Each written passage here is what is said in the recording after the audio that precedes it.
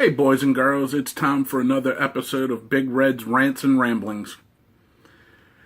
And today is not so much of a rant, but more of a ramble. I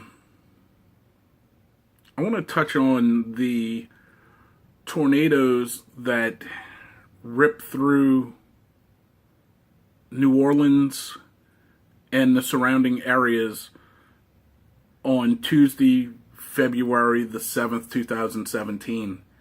My heart goes out to these people. Some of the areas hit by these tornadoes were some of the heaviest hit areas during Hurricane Katrina. And these people went back and rebuilt and, freaking 12 years later, having to do it again. I feel for these people deeply. I myself went through Hurricane Katrina and lost everything. Every materialistic object I owned except for the clothes I had on my back and a handful of clothes I had in my bag. And I lost my grandfather who stayed and drowned. I don't know if anybody has died in these tornadoes, but reports are that anywhere between 7 and 9 tornadoes touched down yesterday.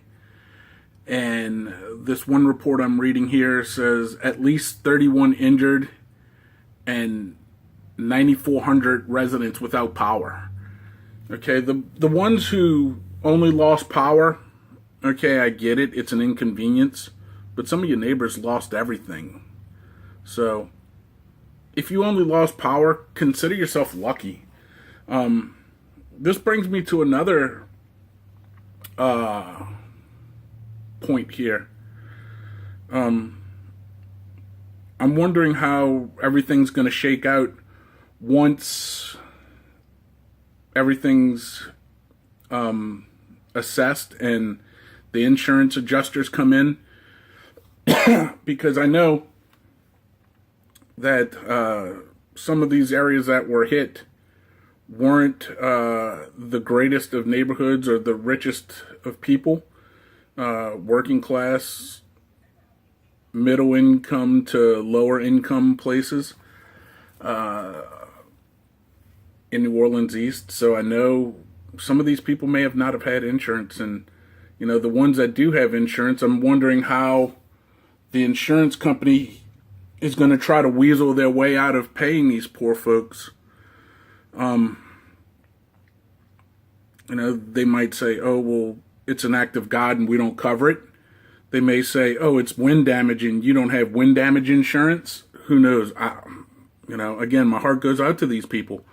Having lived through this back in 2005 during Hurricane Katrina,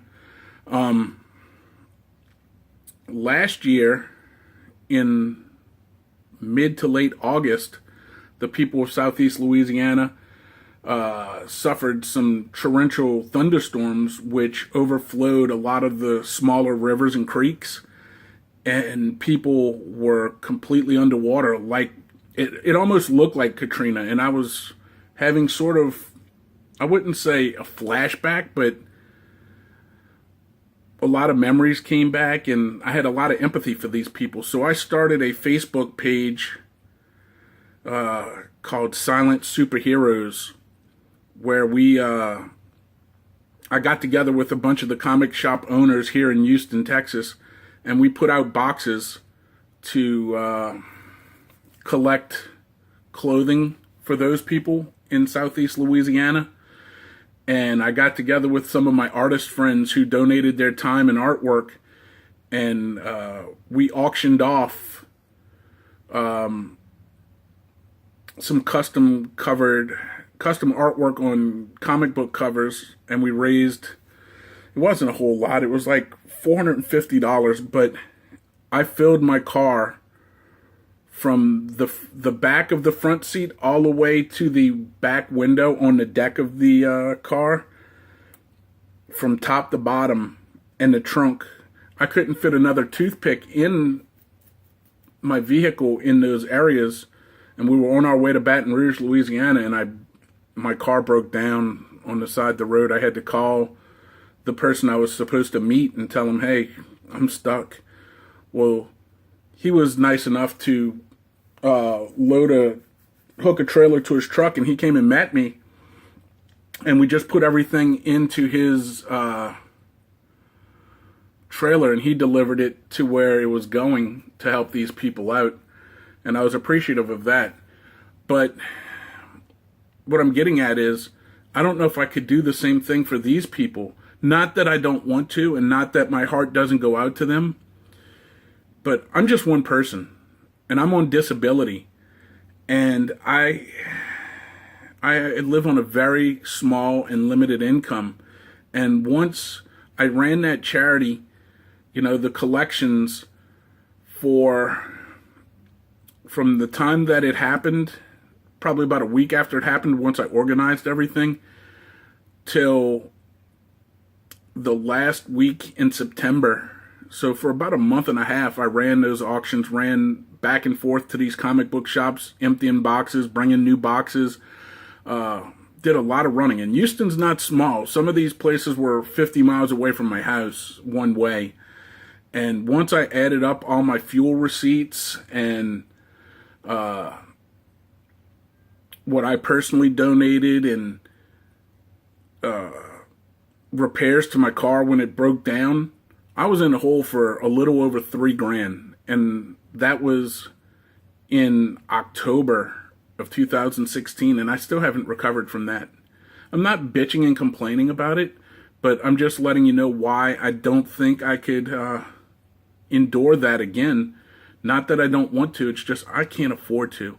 So if anybody watching this video wants to help these people, I implore you to do so. I mean, these people just went through a tragedy, lost everything they know, everything they own.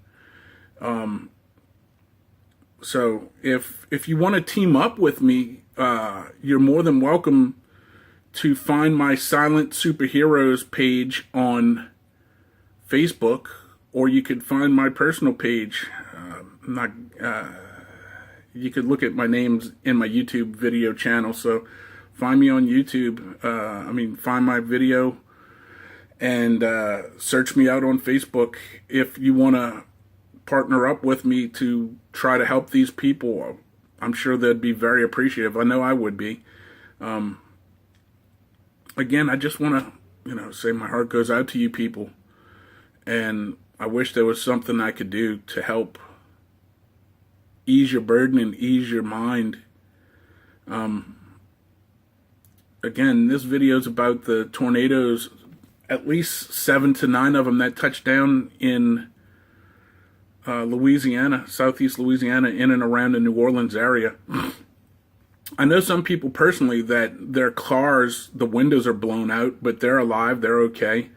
They got to deal with replacing every window in a car. But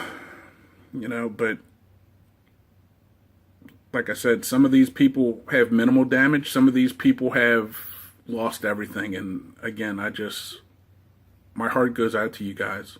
Again, thanks for watching another episode of Big Red's Rants and Ramblings, and God bless and stay safe.